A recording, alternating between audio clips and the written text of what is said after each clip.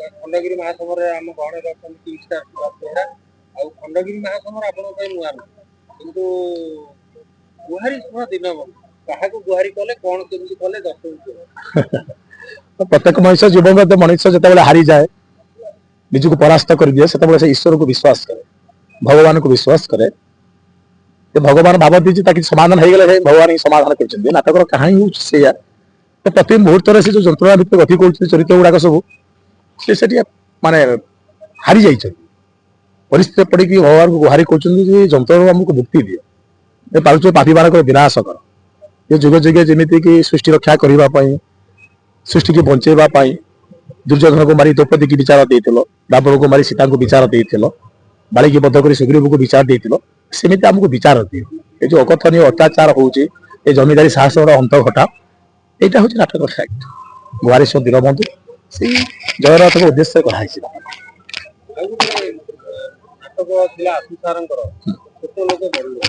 ବଡଲୋକ ଛୋଟ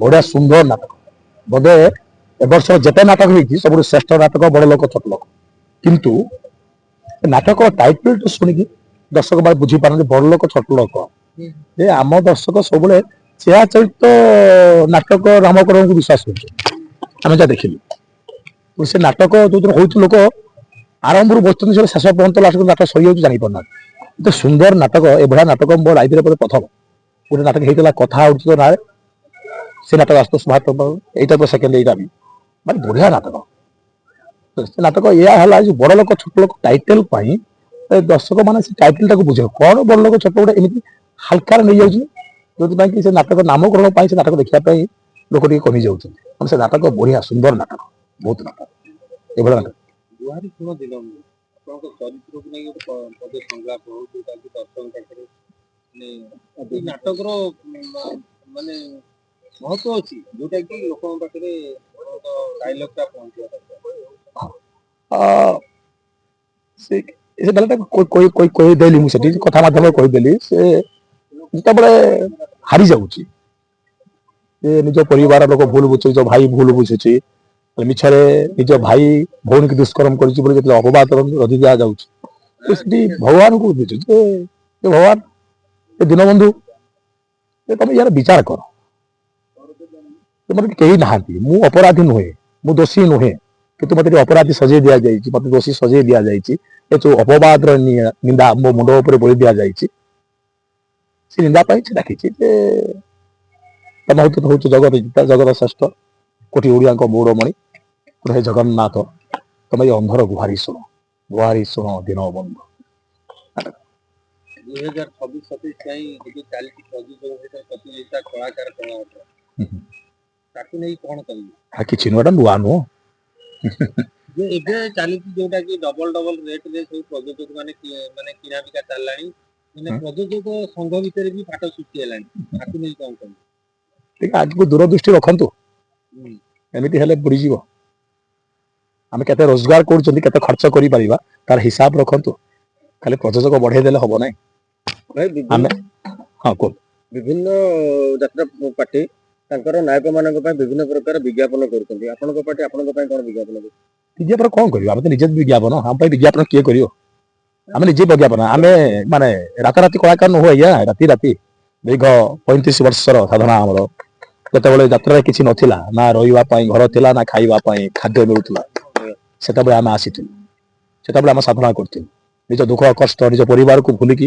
ଆମେ ଯାତ୍ରା ଜଗତରେ ବଞ୍ଚିଥିଲୁ ଟ୍ରକ ଉପରେ ଯାଇ ନ ଶୋଇ ନ ଖାଇ ଆମେ ଯାତ୍ରା କରିଛୁ ତେଣୁ ଇଏ ମାଟି ଯାତ୍ରା ମଞ୍ଚ ଆମକୁ ନିଜେ ବ୍ରାଣ୍ଡ କରିଛି ତେଣୁ ଆଗକୁ ଆମକୁ ବ୍ରାଣ୍ଡ ହବା ଆବଶ୍ୟକ ଆଉ ଦରକାର ନାହିଁ ବିଜ୍ଞାପନ ନା ବେକାର କଣ ଅଛି ଆମେ ନିଜେ ବିଜ୍ଞାପନ ହେଇଯାଇଛୁ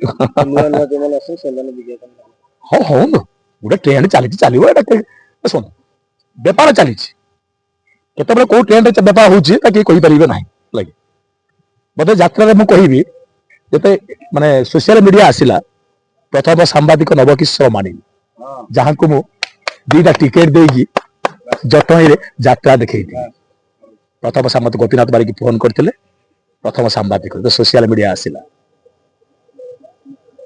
ଏବେ ସେ ସୋସିଆଲ ମିଡିଆକୁ ଡରୁଛନ୍ତି, ତାକୁ ଲୋକ ଗାଳି ଦଉଛନ୍ତି। ସତ କଥା ସେ ଲେଖି ପାରୁନାହାନ୍ତି, ହକ୍ କଥା ସେ ଲେଖି ପାରୁନାହାନ୍ତି, ହେଲା କି କଥା ମିଡିଆଟା ଏମିତି ହେଇଯାଇଛି ମୋର ମନେ ଅଛି। ତେଣୁ ଏ ଯୋଉ ବିଜ୍ଞାପନ କରୁଛନ୍ତି ତା ଯୋଗୁଁ ଯୋଉ ଭଲ ନାଟକ ଗୁଡାକ ମାର ଖାଇଯାଉଛି କି? ନିଶ୍ଚିତ ଆମେ ଗୋଟିଏ ନାଟକକୁ ଭାଇରାଲ କରିବାକୁ ଯାଇ ଅନେକ ଭଲ ନାଟକକୁ ବଳି ପକେଇ ଦଉଛନ୍ତି। ଏଥିପାଇଁ ମୁଖ୍ୟତଃ ମୁଁ କହିବି ପ୍ରଯୋଜକ ମାନେ ହିଁ ନାହିଁ।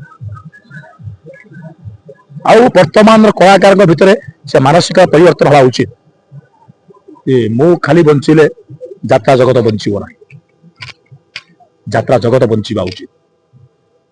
ଯେ ମୁଁ ଯେ କୋଳି ମୁଞ୍ଜି ଖାଇ କୋଳି ପୋତିଛି ଏଠି ତାହା ନୁହେଁ। ଆମେ ଯିବା, ଆଉ କିଏ ଆସିବ, ଆଉ କିଏ ଥିଲେ, ଆମେ ଆସିଲେ।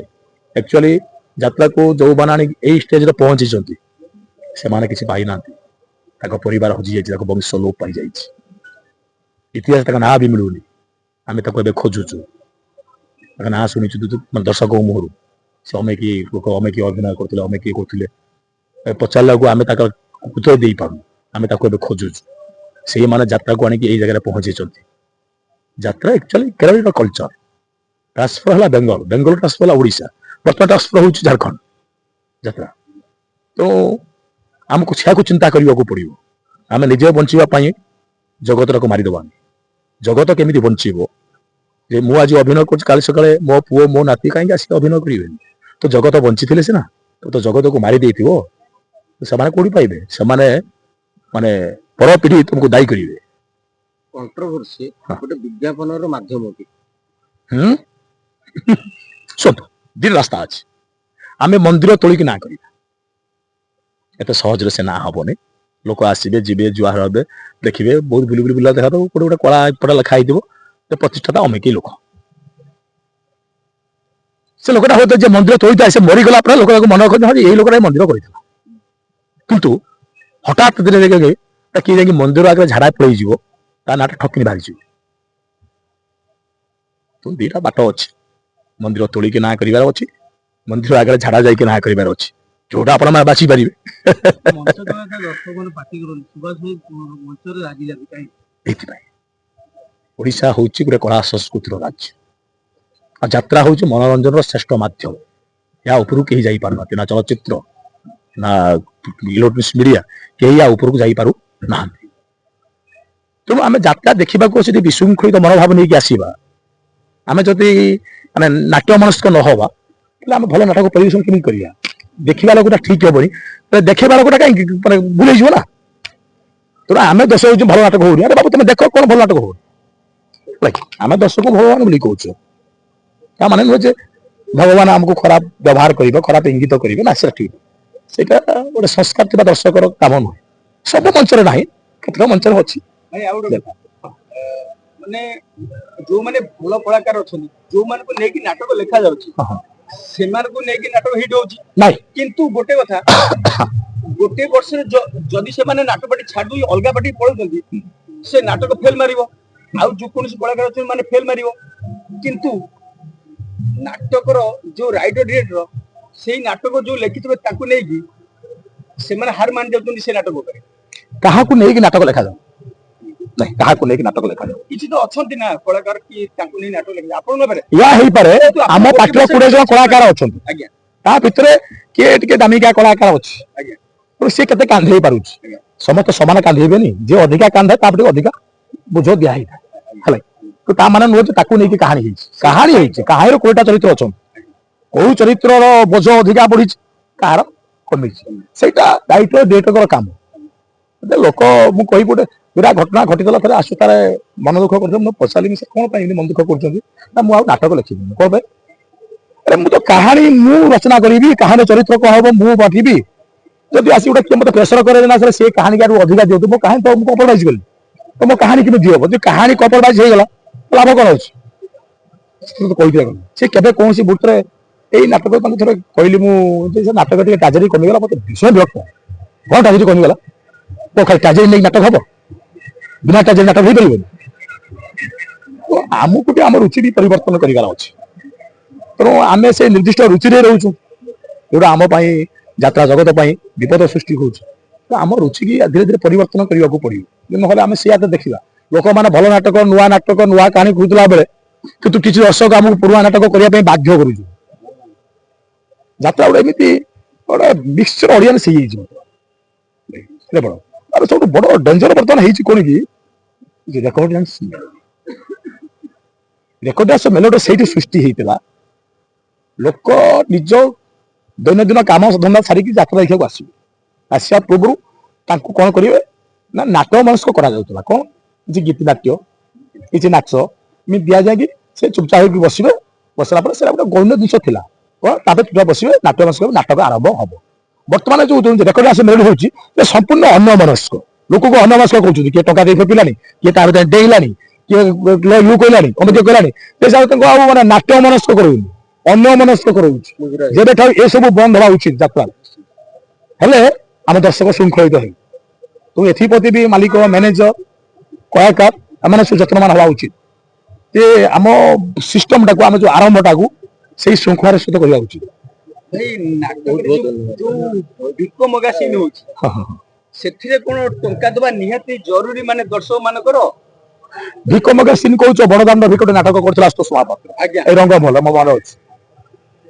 ସିଚୁଏସନ ଥିଲା ଯେ ସିଏ ଭିକ ମାଗୁଥିବ ତା ଭିତରେ ଏତେ ଗର୍ବ ଅହଙ୍କାର ଥିଲା। ସେ ଭିକ ମାଗୁଥିବ ତାକୁ ଲୋକ ଭିକ ଦେବେନି କିନ୍ତୁ ଲୋକ ଭିକ ଦିଅନ୍ତି ମୋର ମନେ ଅଛି। ଆମ ଗୋଟେ ନିର୍ଦ୍ଦିଷ୍ଟ ସମୟ ସୀମା ଭିତରେ ଆମକୁ ସେ କାମ କରିବାକୁ ପଡିବ। ଏଟା କଣ ନୁହେଁ ମୋ ଇଚ୍ଛାରେ ନାଟକ ହେଇପାରିବ ତ ନାଟକ ଇଚ୍ଛାରେ ମତେ କଣ କରିବାକୁ ମୋ ଇଚ୍ଛାରେ କେବେ ନାଟକ ହେଇପାରିବ। ମୁଁ କିଏ ମୁଁ ଗୋଟେ ଚରିତ୍ର କଥା ହଉଥିଲି ସନ୍ଧ୍ୟାବେଳେ କଳାକାର ପ୍ରେସରାଇଜ କରୁଛନ୍ତି ଗୋଟେ ନୂଆ ଅନୁଷ୍ଠାନ ଗଢିବାକୁ ଯାଉଛି। ଜଣେ ରାଇଟର କହିଲେ ତା ପ୍ରଯୋଜକ ତାଙ୍କୁ କହିଲେ ସେ ଅମୁକ କଳାକାର ସାଙ୍ଗରେ କଥା ହୁଅ ନାଟକ କରିବ। ଏଇଟା କଣ କେତେ ଦୂର କଥା? ଜମା ସମ୍ପୂର୍ଣ୍ଣ ଅଯଥା କଥା। ଭାବୁଛନ୍ତି ପ୍ରଯୋଜକ ମାନେ ମତିଭ୍ରମ ହଉଛନ୍ତି। ପ୍ରଯୋଜକ ମୁଁ ତ କହିବି ସେ ରାଇଟର ମତିଭ୍ରମ ହଉଛି। ଯୋଉ କଳାକାର ତାକୁ ଏକଥା କହିଲା ସେ କଳାକାର ପ୍ରଥମେ ପ୍ରତିଭା ତୁ କିଏ? ତୁ ଗୋଟେ ମୋ ନାଟକର ଚରିତ୍ର ହେଇପାରୁ ନାଟକ ସେ କହିପାରୁ ତୁ କିଏ? ସେ ସ୍ରଷ୍ଟା ନା ଲେଖକ ହଉଛି ସ୍ରଷ୍ଟା ନା ତାକୁ ଏଭଳିଆ ପ୍ରସ୍ତାବ ଦେବାକୁ ସିଏ କିଏ? କିଏ ସେ ତୁ? ସେ ଅଧିକାର ଆମର ନାହିଁ। ନାଟକ ସ୍କ୍ରିପ୍ଟ କଳାକାର ତାପରେ ପ୍ରଯୋଜକ ସମ୍ପୂର୍ଣ୍ଣ ଭୁଲ କଥା। ଯୋଉ କଳାକାର ଅଧିକ ଟଙ୍କାରେ ଆସିବେ ସେଇ କଳାକାର ଆଗେ ଶୁଣିବେ ନାଟକ। ବ୍ରହ୍ମ ଅଭିଶାପ ପଡିଯିବ। ବ୍ରହ୍ମ ଅଭିଶାପ ଗୁରୁଙ୍କ ଅଭିଶାପ ପଡିଯିବ। ଏମିତିଆ କରିବା କଥା ନୁହେଁ। ଭଲ କଥା ନୁହେଁ। ଆଜ୍ଞା ଆପଣ